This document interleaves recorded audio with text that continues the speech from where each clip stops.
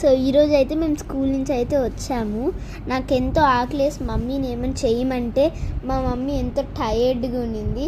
So అందుకే నేను కిచెన్లో ఎత్తుకుతుంటే నాకు ఈ మిల్లెట్ నూడిల్స్ దొరికింది. సో అందుకే నేనైతే ఈ మిల్లెట్ నూడిల్స్ చేసుకుందాం అనేసి అయితే స్టార్ట్ చేశాను.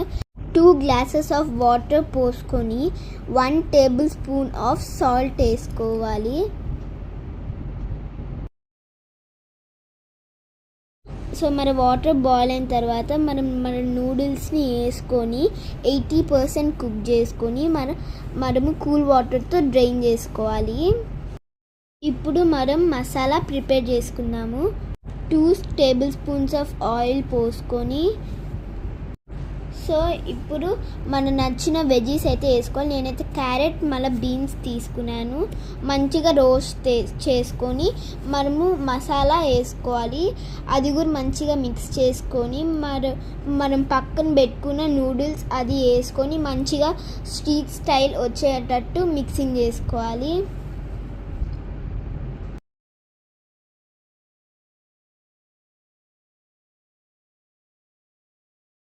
మన నూడిల్స్ అయితే రెడీ అయిపోయింది. చాలా బాగుంది. It is worth the try.